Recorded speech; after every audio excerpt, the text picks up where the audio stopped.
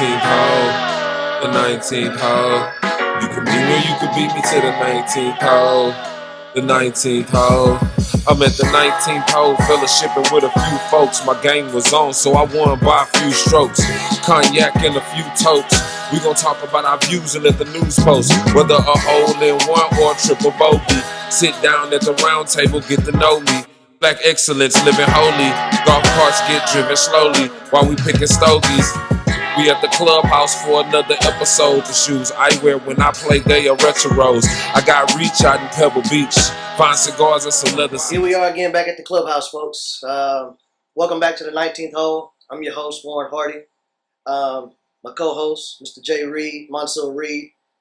We got a special guest with us today, Mr. Ken, a.k.a. the Hammer Hamlin. Yes, sir. Former, let me get this correct, Pro Bowl safety for the NFL. We'll make sure I put that out there right. Every now the accolades got to be put out there. Hey, man, I'm not going to half-step you, brother.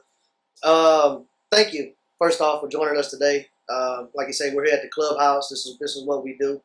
After the round, smoke a stick, talk a little noise, collect the fees, whoever lost on the Skins game. But today's a special day because we have the arrival coming to the 19th hole. This is Ken's personal cigar. Happy to say I'm proud to see a black man getting into the cigar game with his own. And that's what we want to highlight. That's what we're going to talk about today. But don't let me steal the show, man. I mean, tell us about it. You know, what do you think? What do I think? I mean, I actually like it. You know what?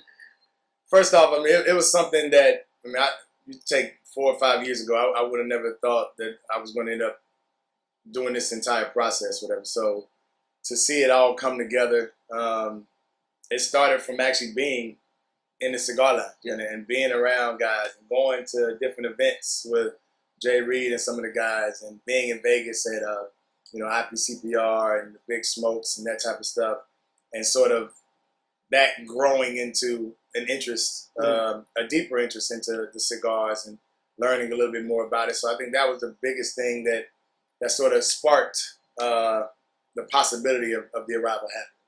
Now, you played in the NFL for what, 8, 9 seasons? 8 years. 8 years? Yes, sir. Drafted to the Seahawks, played for the Cowboys.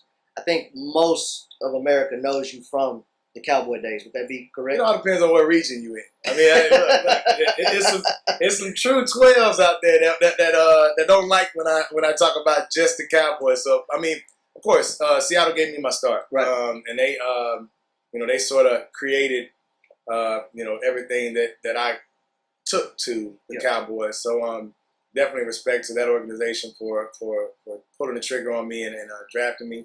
I had a great 4 years overall in Seattle, and then it sort of led to what happened in Dallas and just I guess the next level of my play.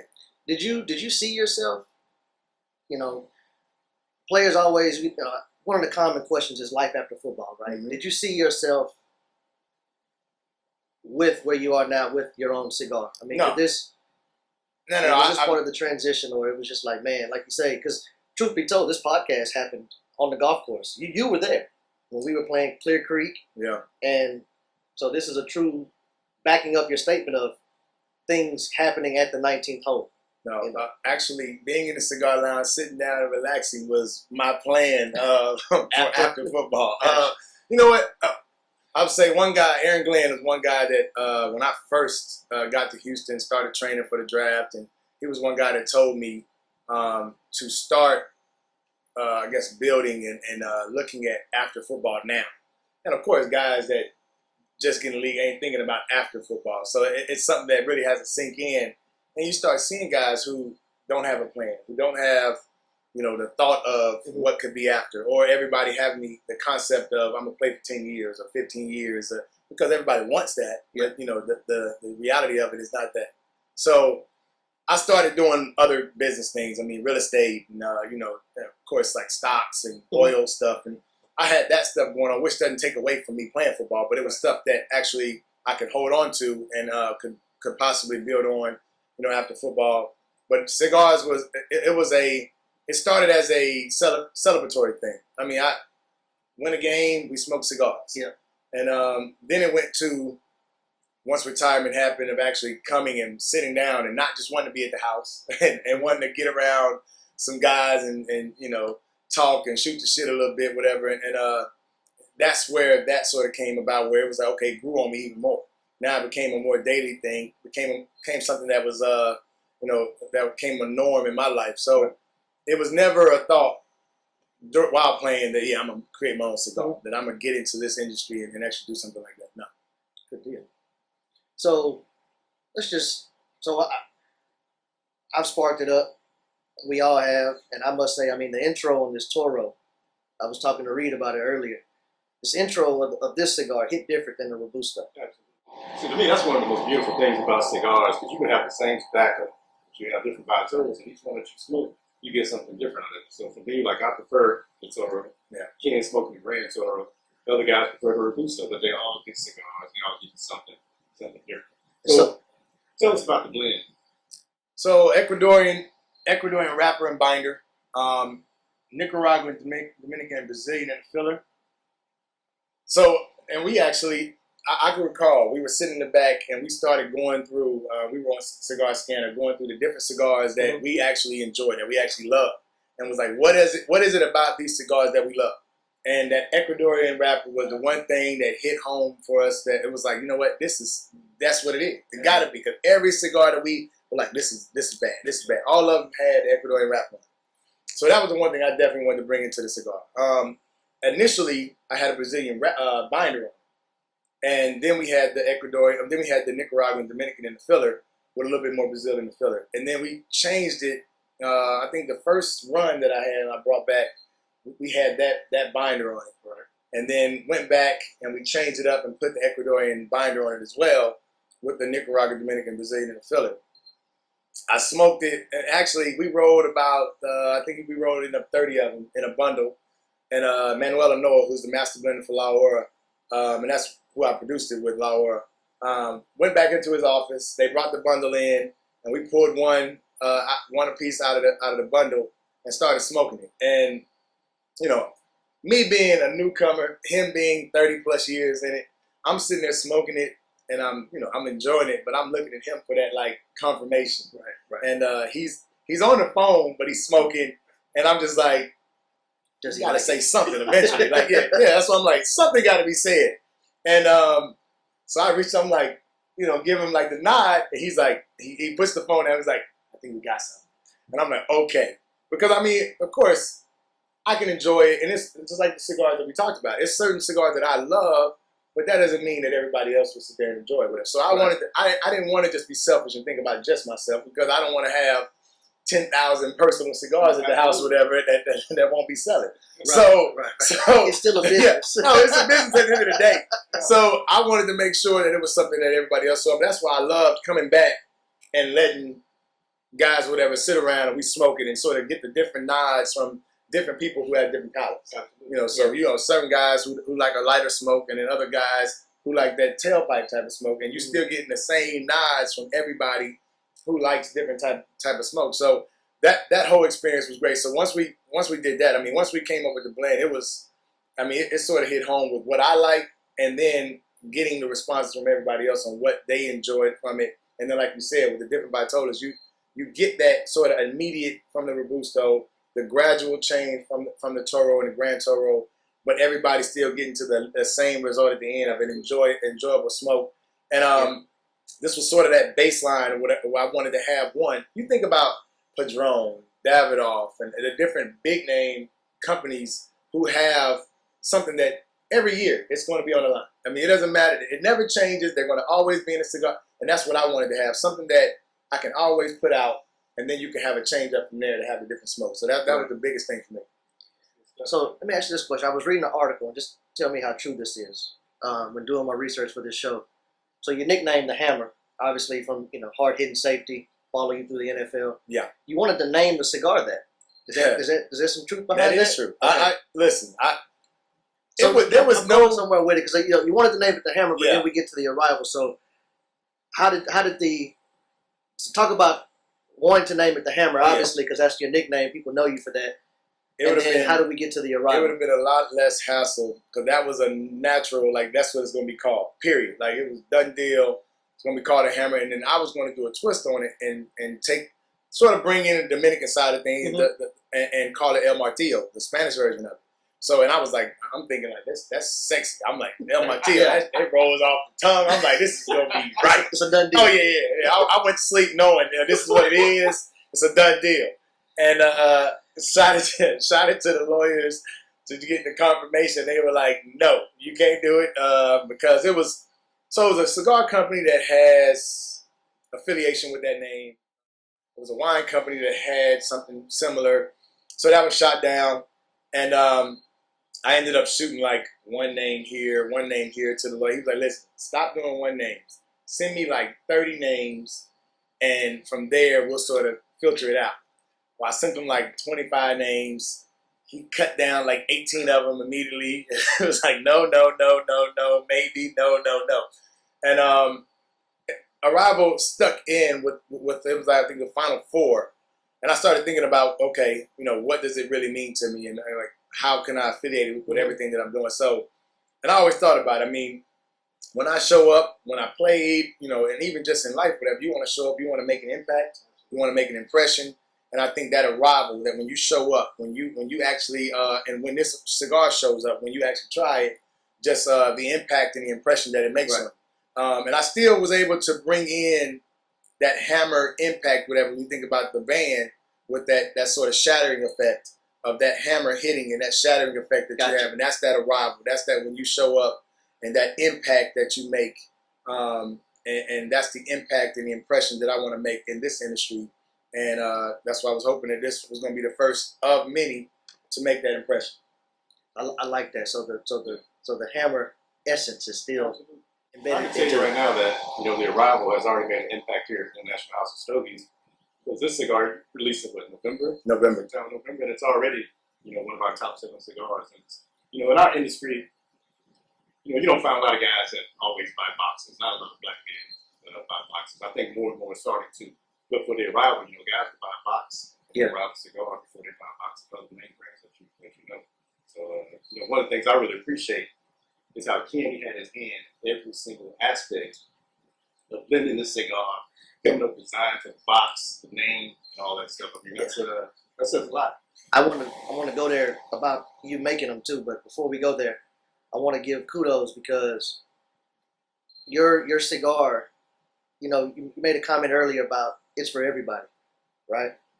Everybody's not walking into a cigar shop spending $30, $40 buying a God of Fire. This is it's priced very well for the everyday smoker, for the everyday golfer, for the everyday lounge guy. Like you say, you come in, you grab one, you enjoy it, and you keep moving. So hats off to that because it's definitely in the range of a good everyday smoke, and it's priced for for the average smoker, for the beginning smoker, for the aficionado who wants a good smoke. So hats off to that too. Jay, we talked about it, like being a part of. I wanted to be a part of the entire process. I didn't want to go down there and say, yeah, I want a cigar, and then them bring me something and say, okay, now put this on it and let's put it out. Because you actually rolled.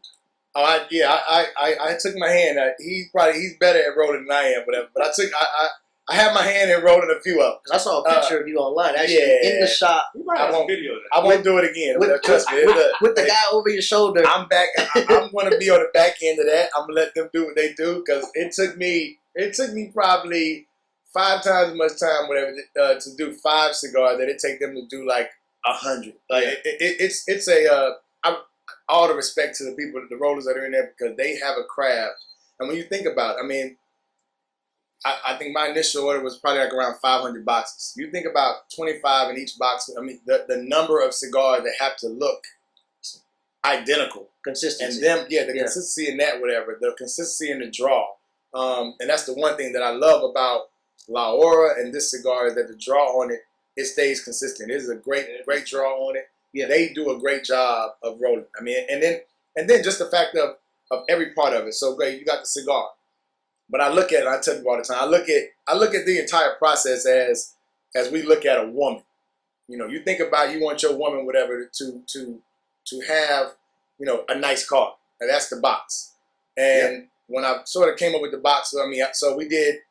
This is without slapping my name on it, slapping like everything that I was about on it, but actually doing some subtle things, whatever. Got a cowboy blue in the lid for the box. That brings in just, me playing with the Cowboys and being a part of that organization. Then you got the Seahawks. I wanted to do something with them. Right. So I wanted to make it to where the cigars look like they're sitting in a nest. So that's what we got the tobacco stems wrapped around the cigars, whatever, sitting in there. So that brings them in. So that type of stuff. I was throwing ideas at this cat, whatever. The guy that does all this named Johnny, me and him, so he speaks no English, I speak no, very any Spanish. And so we were in a marketing meeting for like about almost 5 or 6 hours. The first hour that we had an interpreter. Mm-hmm. And so we're back and forth with the interpreter. Tell him this, you tell him that. He telling me this, we're going back and forth. And then after that hour, it just seemed like we locked in, and he knew what I was saying, I knew what he was saying, right. And he was on it. To the point where the video that we produced with the whole no words, just walking, within about an hour, he had this concept. He was like, got something we could do. And it was like he knew it's going to be nice. I got this, we're going to do this. And he had that laid out within an hour or so. So that was just a whole, you think about just that sort of connection, and it went from there. Yeah. Then you think about, okay, nice car. Then you wanted to be dressed nice. So that's why I looked at the band. I want everything to sort of, when you put this on a shelf with a Davidoff or Padron and all the Fuentes, whatever, I want it to sort of stand out, with it sort of stick out, whatever, where it can sit on its own and get that sort of impact and that look. So the band is something we spent time on to make sure that was something that sort of looked nice. And then at the end of the day, whatever, the woman has to look nice, whatever, that's the cigar. Mm-hmm. So the cigar got to smoke good, it got to look good. So the subtle oil that you see and the way that the stems, you can, it all played out to where La Ora was the best fit for me to go to, because their organization, of course, the oldest Dominican company out there, they started back in 1903. And they have the experience, and they do plenty of cigars yearly to where they know what they're doing. So that all played a part in all of it to where it fit with the company, and then just everything that sort of flowed from there was sort of seamless. It worked out perfect. Nice. So you've been traveling around branding this yourself. How's that been going? It's been fun, man. The entire process has been fun, but that has been fun because you get to. You think about it. It's something that's like your baby that you get to hand off to somebody else and say, "Okay, what do you think?" Yeah. And that's been the best part about it, is seeing that everywhere I've gone, and like I talked about before, with people who like different cigars or different strengths, enjoying it for their personal reason. And I think that's the best part about smoking cigars. It's not all about everybody else. It's about the relationship that you have with that cigar in that moment. Yeah, so I think that's the best part about it, being able to go out and hand it out to people and really see that sort of connection that they make with it. And it's been good. I've been traveling a lot, been hitting a lot of different lounges, a lot of different locations, and it's been a great experience so far. And this is just the beginning, and that's the best part about it. I definitely wanted to have sort of I didn't want to get out in this and then hire a whole bunch of reps and say, okay, y'all go do the work. Yeah. And I wanted people to understand that this was something personal. So it's not about having all these different people, being the face of it when, I put the work in, whatever. Now it's time to really put the work in and put your footsteps. You want it to be authentic. Definitely. Yeah. Yeah. Rubbing shoulders with the people who's actually buying it and smoking. Definitely. No doubt. And that sort of goes with the same. So, of course, me being an athlete, and athletes getting into this industry, they sort of put you in a box where, okay, this is the athlete line, and then these are the other cigars. And I didn't want it to be. That's why my name isn't just slapped on it and that type of stuff, because I wanted to be an authentic. I don't want you to put me in a box over here and say, okay, this is because. No knock on anybody that goes in a lane like that, whatever, or does it a certain way. But that's why I told Manny and Guillermo Leon, who's the head of La Ora, I told them I want to go through the entire process. And the one thing that I liked about, I guess, our interaction is that they saw that I was willing to put in the work. Even for me growing tobacco in my backyard and doing stuff like that. We talked about all that. So when they heard that I even wanted to do a cigar, they were like, okay, so what do you really want to do? Because they didn't know, of course, you want just a cigar? You want me to, I got a blend that slap your name on it? Or, But once I told them that I wanted to come down and actually be a part of it, they were open to it.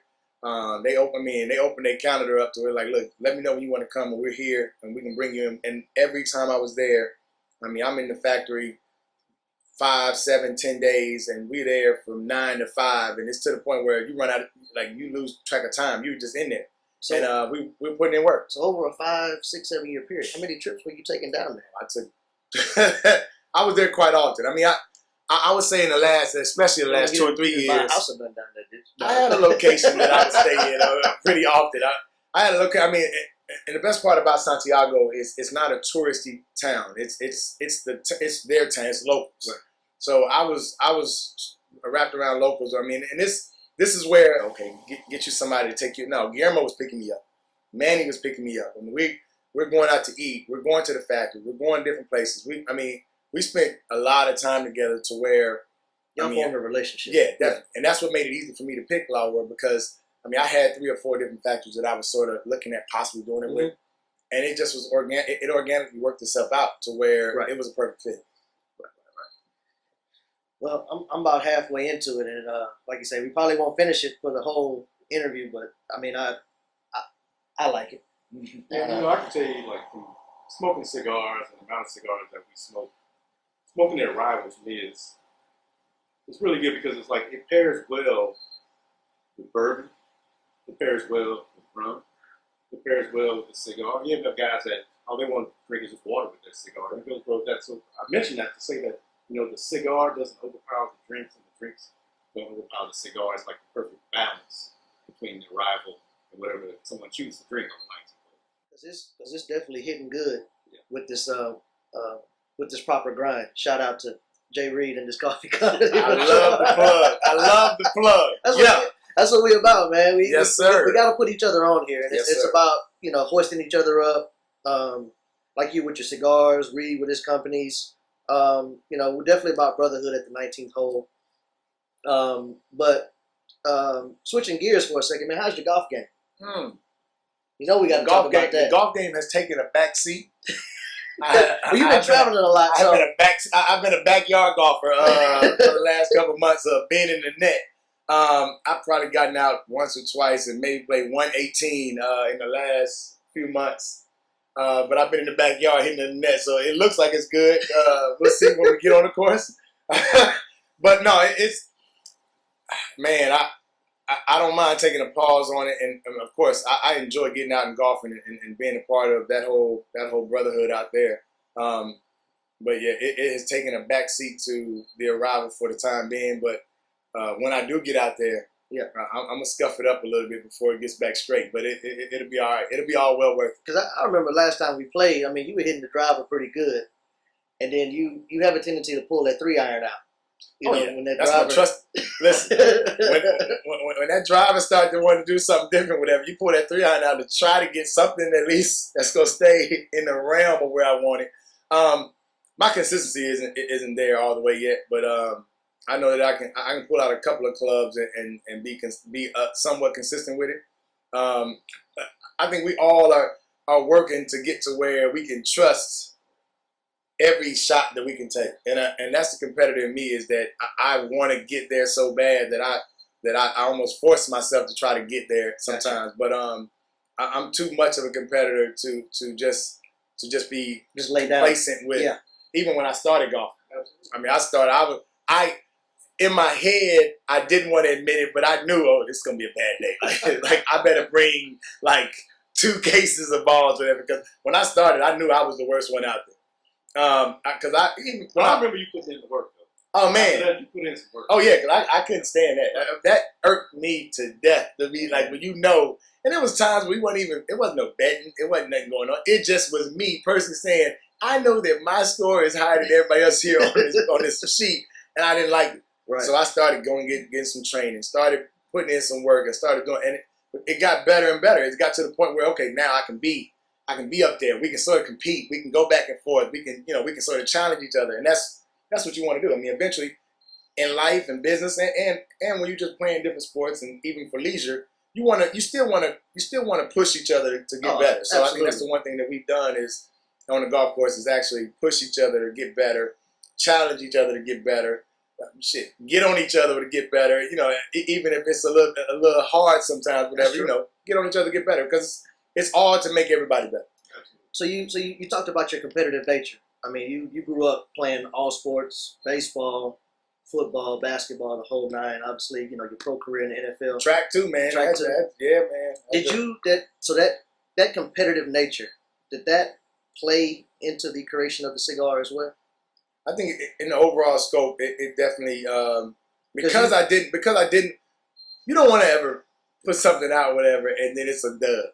Of course, I don't ever wanted to like play and then not make it or be second best or you always play whatever to be a Pro Bowl player. Yep. You always play to be all pro. You want to be the elite. Yep. So even in this aspect, I didn't want to bring something out and then be like, it was all right. Yeah. And of course, you're gonna everybody's not gonna like it. That's the one thing about cigars, and that's the best part about having so many cigars in a humidor is because you got your pick. You can pick what you like. So it's not always gonna be the first pick. I don't mind that. But at the end of the day, I wanted to make something that can be up there to say, you know what, it's as good as. And that's all you can sort of ask for in the cigar game because there's a whole lot of great cigars, and they don't have to be a big name to be a great cigar. You think about different cigars that have been, the Rosa Sharon, who got 100 rating. It's a lot of great cigars that are priced way higher than that didn't get that rating. Right. So it's all on an opinion of who's actually rating and who's smoking it. But I wanted to definitely be in the realm of that, and I wanted to create something that wasn't just another cigar. Right. So that competitive nature is definitely there. It's never going to, man, listen, we can sit there and take some coins out right now and try to flip them somewhere. I'm going to win. I'm going to try to win. So I know you're competitive in dominoes. Oh, of course. Come on now. You know that. Listen, I challenge anybody. Look. One thing about me with that, I don't mind taking the L. It won't be many of them. But I can tell y'all like sitting behind this guy. I was about to say that. I know a guy here named people. I don't like sitting in between them. So. I'm telling you right now, man. I mean, it's not even fair. When I first met him back here, they used to always tell me, man, Ken, played with, in the league. I'm like, okay, whatever. That first game, this motherfucker. somebody, I think he said something to me, and I was like, man, F him. You know what I mean? But then, you grow.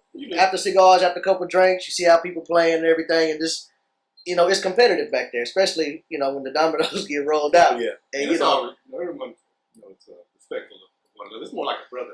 Yeah. I'm talking a little bit. It's not going to be fun. Absolutely. You gotta have to be in this lounge. You gotta have tough skin because it's gonna be a lot of things thrown around. But at the end of the day, we're gonna sit there. At the end of the day, laugh. We're gonna have a good time. We're gonna enjoy some good cigar. That's what we do at the 19th hole, man. Yes, we gonna definitely have a good time. So, what's next for Ken and the arrival? Do you see yourself, creating another blend? Oh, I gotta. You see yourself going through that? I mean, you said you don't want to go through that. You may not want to go through that entire process again. No. You know what? I do. I don't want to. Now, as far as this isn't the end of the road. No.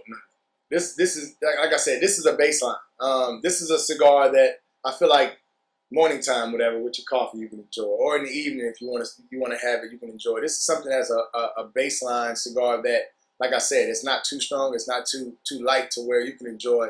And I definitely want to take some chances of going with something a little bit more bolder. Yeah. I think a couple of guys have smoked a couple of other blends that we've gone to Honduras and done some blends. So I definitely have some other blends out there that I definitely want to put out there and try. So it will be some more. And like I said, there will be some that are a little bit more bolder, some that might be a little contrast to what this is. Mm-hmm. But there will be some more coming from the Arrival. And then, of course, the Arrival is the company name. It's what what will be on every cigar. But then there will be some other names to go with some other cigars that'll be a change up from what this one is. Gotcha. Yeah. I mean, like I say, so far, I'm enjoying it. It's definitely hitting different with this coffee. I tell you that. Yeah. And we've drunk bourbon with it too, so. Like Reed said earlier, it definitely pairs well. And I've actually smoked it on the golf course too. Yeah, that's why I say so. I'm not a drinker. So for me to try to find, a coffee and different other drinks, whatever that could go well with it. And then to have, like the first event that I had where we had some different bourbon whiskeys that could pair well with it and sort of see where everybody can find. Like I said, it's all about the personal experience that you can have when you're sitting smoking a cigar and enjoying it. And that's what it's all about. It's about being in your own realm, your own space, and being able to enjoy it, but at the same time being around a lot of people and to be able to enjoy it around a group of people as well. Because I always say, well, you can smoke this, and of course the experience of smoking it when you're around a group is great, but when I wanted to make sure that when you are by yourself and you having that experience with this, that it's a great experience, whatever that you're having with it, and that you can sort of see the change up and pay attention to it a little bit more, and that's where you sort of develop what your palate is and getting the notes and different stuff on it. Before we get out of here, though, I have to ask this question. You definitely have a history, obviously, of playing in the National Football League. What is your opinion on the black quarterback right now? We've seen now where we've had more black quarterbacks starting for pro teams than. Oh, yeah. There was like 10, 12 this year. I'm not going to name them all, but, that's great. What's your take on that? Well, of course, we've had a lot of great quarterbacks in the past. They haven't got the respect that they should have got. Absolutely. Of course, we labeled as running quarterbacks, or you always got to label them something different when they're athletic. Mm-hmm. And like it's a fault of ours because we are athletic and we can actually run. We can actually run and get away from danger. When it comes, it's definitely not our fault that there's some other white athletes that are not as athletic at the quarterback position. Mm-hmm. I think that we have a lot of great quarterbacks that are playing right now that still don't get the respect they should get because they can escape danger, right. They can run, because that's another aspect of their game. You think about Cordell Stewart, who could do multiple things, and he wasn't respected as a quarterback because he could actually run, and because the offensive coordinator saw that he could run and put that into the game plan. Right. So now he's a slash. He's not just quarterback. You got to name him something different. Michael Vick, being able to run and being fast and playing quarterback, he had to be labeled something different. It's not a knock. It shouldn't be a knock. It shouldn't be the fact where I had a quarterback in Seattle, Seneca Wallace. Yep. He played at Iowa State. Came out, and when he came out, went to the combine, and even though he had the numbers as a quarterback, they wanted him to go run routes as a wide receiver. He's a quarterback. Why would you want him to run routes? If he's a quarterback. And He told them no. Even when he got to Seattle, they wanted to put in packages for him to play receiver or whatever in some packages. You got receivers. You pay them to play receiver. I'm a quarterback. Why would you want to do that? But it's always that simple fact of, we have to, we're looked at differently for whatever reason. You got quarterbacks now who are great quarterbacks but can run. It's not a knock. Lamar Jackson, Deshaun Watson, even Russell Wilson, Mahomes. You got guys that can actually move. My little guy in Arizona, whatever, who can Kyler Murray, who can move. Yeah, but they can throw the ball too. But they look at it as a knock, whatever, because he can move around. I think that, of course, we're going to have to continuously prove ourselves and make a, of course, make a bigger name for ourselves, whatever, than other quarterbacks. But I think that we are showing. If you look at the top 5, top 10 quarterbacks in the league, we're in there. If not all of them are. You got Tom Brady still holding on. Aaron Rodgers is still a guy that's an elite quarterback. But you got Russ, Deshaun. You got my man at Baltimore, Lamar Jackson. It's a black ran league when it comes to not just throughout players, but at the quarterback position, which was normally a white position. We're doing it. That's all I got. They got to stop that. That's what they got to do. Stop that. There's too much disrespect, whatever, in the league, whatever, when it comes to, we're a majority ran league. Yeah. And I would say 75, but probably 85% are black players. You're going to get guys you got guys growing up. They want to play. It don't matter if it's a big boy or a little dude. They want to play quarterback, running back, receiver. Yep. So they're going to be great players at that position, and understand that the quarterback position is getting paid more. So, of course, guys are going to push their kids to play that position. That position is paid like this, and then the other players are coming right here. You're getting $120, $130 million guaranteed contracts at the quarterback position. what do you think they want to play? Quarterback. That position. So you're going to get athletic guys that can play that position, and it's not their fault that they can actually run too. Yeah. We can talk about that all day though, man. Listen, I can talk about football all day long, give you all the nicks and the knacks of what this league. I mean, guys have been disrespected so long, whatever, when it comes to playing and you know, being in a position to where, you know, you can actually show a little bit more than what this other guy can. Even head coaches, we should have some guys that are not head coaches, but they actually deserve to be. You know, I mean, that's one of the disappointing things about Houston that a lot of people are going through right now. It's one of the things with Deshaun Watson, because of the training. Yeah. Eric Bieniemy. Yeah. That Kansas City, where they say that he interviews bad. But I don't know if anybody saw the interview with the cat in Philly, where he had everything written down and still messed up the whole interview with it. Like, but he interviews bad. But it should be about performing. Exactly. Look at his record. It is when it's about a certain color. Yeah. It is about performance, whatever. And you got guys, whatever, that are under the Belichick tree, who haven't proven much of anything. But of course, they won at New England, and they get jobs all day long. They'll lose and still get another job somewhere else. Right. So it's the same thing that's been going on, whatever, man. There is still, you know, we still don't have as many GMs as we should have. When you think about all the great players and guys that have been in different organizations that should automatically be put in a position to sit there and actually make these type of decisions, Right. They don't get it. Even coaches, whatever, position or head coaches, that should be automatically put in a position that to sit there and actually win and be a head, whatever, in any position, don't get it. Chris Rashad is a guy that I played with in Seattle, played corner in Seattle with me. He was a defensive coordinator, but he wasn't the coordinator at Dallas when he went there a year or so ago. They put him out and bring in Mike Nolan, who hadn't stopped anybody in his whole tenure, gave him the defensive coordinator job, and then, but you pushed Chris Rashad out when he had a great tenure in Seattle when he was a coordinator, and then you bring him there and don't even give him the opportunity. It's really about who you know, whatever. That's one reason why it's too much politics, whatever. That's one reason why, like, me and coaching really wouldn't work, because you have to almost suck up to whoever the head coach is and then figure out who the next head coach is going to be. Because if he loses his job, I got to make sure I'm good with this guy so he can bring me along to wherever he's going. And it's too much of that going on. Instead of his portfolio is what it is. He's a winner. He actually played this position. These guys, whatever, you got too many guys who actually played the position, played in the league, but a guy that never did it, whatever, is getting a job because he knows this guy, whatever, he's going to bring him where he is. Too much of that going on, and it's not really about his portfolio and what he's done. But that's almost just in life. True. No doubt. Yeah.